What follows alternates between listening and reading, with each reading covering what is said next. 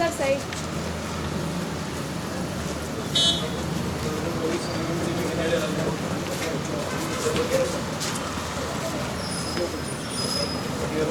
Topic ಅಲ್ಲಿ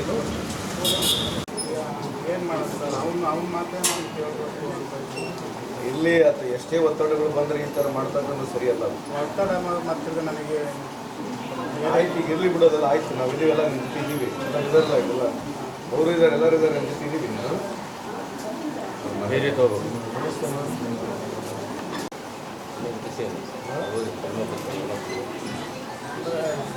ಅವನು ನಾನು ಇದು ನೋಡಿ ಎಷ್ಟು ವರ್ಷ ಆಯ್ತು ಕೆಲಸ ಮಾಡಬೇಕು?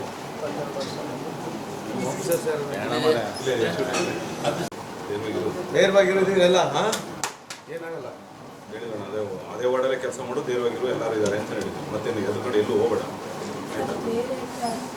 ಯಾಕೆ ಬೇರೆ ಆಗ್ತೀರಮ್ಮ? ಸರ್ಕಾರ ಇದೆ, ಎಲ್ಲರೂ ಇದೆ, ಎಲ್ಲ ಧೈರ್ಯ ಮಂತ್ರಿಗಳೇ ಬಂದು ಹೇಳ್ತಾರೆ ಧೈರ್ಯವಾಗಿರು ಅಂತೇಳಿ. ಹುಡುಗಿದ್ದಾಗಿದೆ ಹೆಂಗೆ ಯಾಕೆ ಮಾಡಕತ್ತಿ? ಧೈರ್ಯ ತಗೋ, ಮಾಡಬಾರ್ದು. 20 ವರ್ಷ ಕೆಲಸ ಮಾಡಿದಾರಲ್ವಾ? 27. ವೈಯಕ್ತಿಕ ಪರವಾಗಿ ಸರ್ಕಾರ ಪರವಾಗಿ ನಿಮಗೆ ಸಲ್ಯೂಟು, ನಿಮ್ಮ ಸರ್ವಿಸ್ ಗಾಡ್ ಬ್ಲೆಸ್ ಯು. ಏನೋ ಒತ್ತಡಕ್ಕೆ ಹಿ ಕ್ಲೇಮ್ಸ್ ದಟ್ ಪ್ರೆಷರ್ ಇತ್ತು ಕಾರ್ಪೊರೇಟರ್ಲಿಂದ ಅಂತ ಹೇಳಿ ಸೂಸೈಡ್ ಅಟೆಂಪ್ಟ್ ಮಾಡಿದರು. ಸೊ ಹೋಗ್ಬಿಟ್ಟು ಸಾಂತ್ವನ ಹೇಳಿ ಬಂದಿದ್ದೀವಿ.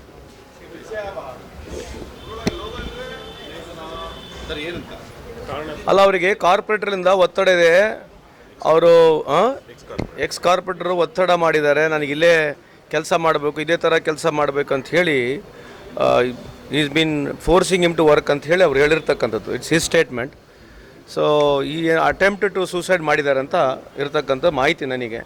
ಸೊ ಹಂಗಾಗಿ ಮೆಟ್ ಹಿಮ್ ಈ ಥರ ಮಾಡಬಾರ್ದು, ಇಂಥವಕ್ಕೆಲ್ಲ ಯೋಚನೆಯೂ ಮಾಡಬಾರ್ದು ಅಂತ ಹೋಗ್ಬಿಟ್ಟು ಅವ್ರಿಗೆ ಸಾಂತ್ವನ ಹೇಳಿ ಬಂದಿದ್ದೀವಿ. ಇದ್ದಾವೆ. ಇದಾದಮೇಲೆ ನಮ್ಮದು ರಿವ್ಯೂ ಮೀಟಿಂಗ್ ಇದೆ. ಅದಾದಮೇಲೆ ಪಕ್ಷದ ಕಚೇರಿಗೆ ಬರ್ತೀವಿ, ತಮ್ಮ ಜೊತೆ ಒಂದು ಪ್ರೆಸ್ ಮೀಟು ಮಾಡ್ತೀವಿ.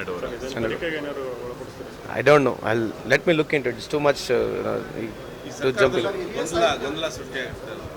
ಅಲ್ಲ, ಮಾತಾಡ್ತೀವಿ, ನೀವು ಪ್ರೆಸ್ ಮೀಟ್ ಕರೆದಿವಲ್ಲ ಇವತ್ತಾ? ಓ, ನಿನ್ನೆ ವೆರಿ ವೆರಿ ಸಾರಿ. ಅವ್ರ ಆತ್ಮಕ್ಕೆ, ಅವ್ರಿಗೆ, ಅವ್ರ ಕುಟುಂಬಕ್ಕೆ ವಿಶೇಷವಾಗಿ ಈ ಒಂದು ನುಕ್ಸಾನವನ್ನು ಎದುರಿಸಲಿಕ್ಕೆ ಶಕ್ತಿ ಕೊಡಲಿ ಭಗವಂತ ಅಂತ ತಮ್ಮ ಮುಖಾಂತರ ಪ್ರಾರ್ಥಿಸ್ತೀನಿ. ಸಾಗರದವರು